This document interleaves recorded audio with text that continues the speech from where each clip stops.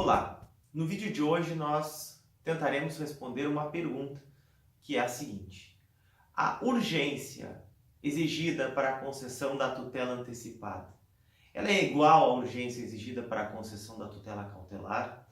A diferença no tocante à urgência quando tratamos dessas duas espécies de tutela provisória?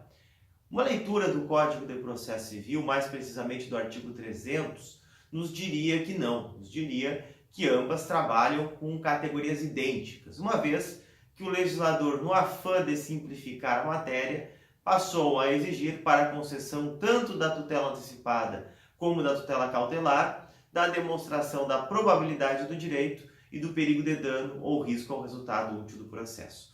No entanto, as expressões utilizadas pelo legislador não se mostram tão adequadas quando buscamos o tratamento da matéria. Isso porque, como há muito os setores da doutrina brasileira já demonstraram, a tutela antecipada ela trabalha com a expressão perigo da demora, o que normalmente nós chamamos no foro de periculo in mora.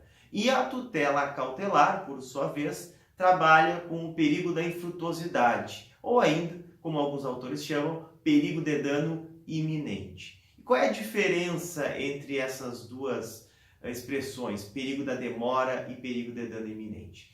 Vamos começar falando aqui da tutela antecipada, que, como nós sabemos, é uma tutela de natureza satisfativa que visa realizar o direito afirmado pelo autor de imediato, antes da tutela final.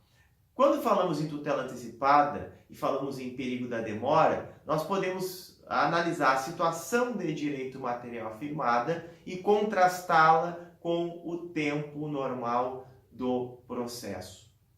E se o tempo do processo pode causar algum prejuízo a esse direito afirmado, independente de alguma situação externa, de alguma situação imprevista, nós podemos falar que existirá o perigo da demora. Então, o perigo da demora está ligado ao perigo do retardo, ao perigo da tardança, ao perigo que o tempo do processo pode causar ao titular de um direito provável em estado de insatisfação.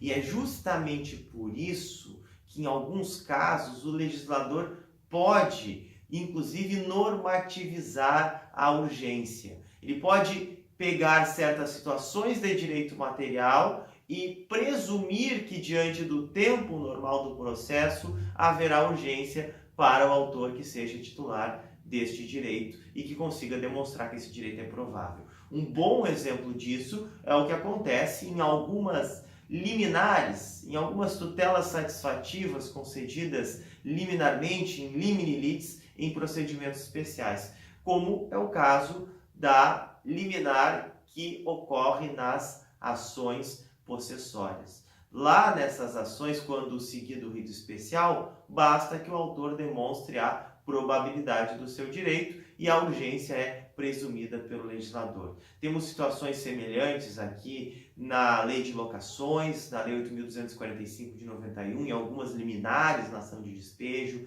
Temos uma situação parecida também na ação de embargos de terceiro e vejo que em todos esses casos o conceito-chave aqui é o perigo da demora. Na tutela cautelar não há como o legislador tentar esgotar as situações de urgência, porque a tutela cautelar ela trabalha com o perigo da infrutuosidade, ou, como diria o Ovídio, com o perigo de dano iminente. Aqui o que importa não é o tempo do processo necessariamente, não é o tempo que se necessita para a obtenção da tutela definitiva de natureza satisfativa, mas sim a existência de fatores externos, inclusive ao processo, de eventos incertos que poderão vir a acontecer, né? E aqui eu preciso demonstrar concretamente que há o perigo do dano iminente, que esses fatos possam vir a se perfectibilizar e, com isso, causem a infrutuosidade do direito afirmado pelo autor.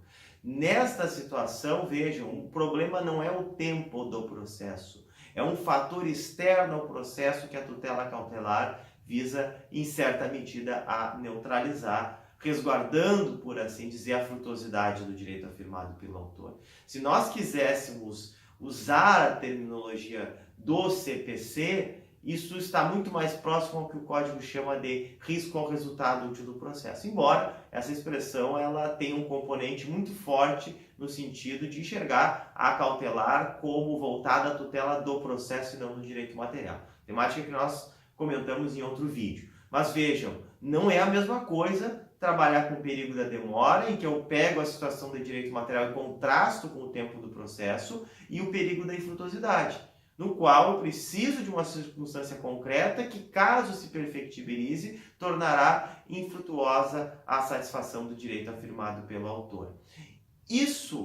Essa distinção conceitual, ela obviamente não escapa a eventuais situações em que, por exemplo, a tutela cautelar neutralize o perigo da demora ou a tutela antecipada neutralize o perigo da infrutuosidade. Vou usar aqui como exemplo a reintegração de posse e o sequestro. O sequestro é uma medida de natureza cautelar que visa proteger o direito à coisa. Então ele pode ser concedido quando duas pessoas disputam aqui um determinado bem e há o risco, por exemplo, de que o bem venha a se deteriorar e por isso o sequestro se mostra essencial para garantir o que é a frutuosidade do direito à coisa afirmado pela parte autora. E claro que, como se trata de uma tutela cautelar, o autor que busca o sequestro não receberá o bem para utilizá-lo. O bem ele ficará em poder de um terceiro, eventualmente, para garantir a frutuosidade do direito à coisa. Agora vejam, essa situação do sequestro, em que eu consigo enxergar o perigo da infrutuosidade, porque aquele que está com o bem está na iminência de destruí-lo, de deteriorá-lo ou algo parecido, é claro que ele será neutralizado se, por exemplo, o autor obter uma reintegração de posse, porque com isso ele conseguirá ficar com o bem para si e eliminará o perigo da infrutuosidade. Claro que essas situações intercambiáveis podem existir, mas isso não significa que quando eu falo de tutela cautelar eu vá trabalhar com uma noção de urgência que se confunde, por assim dizer, com a noção de urgência da tutela antecipada. Não é nada disso. A gente consegue diferenciar muito bem o perigo da demora e o perigo da infrutuosidade. Agora, eventuais situações podem ser neutralizadas por uma outra espécie de tutela provisória, mas apenas de modo acidental. De modo acidental. O que, portanto, não impede que possamos fazer essa distinção, que é muito importante na hora de detectar se estamos diante do caso de uma tutela satisfativa de urgência, de uma tutela antecipada ou de uma tutela cautelar. E principalmente conseguir fundamentar e demonstrar isso no caso concreto. Uma última observação aqui merece ser feita também.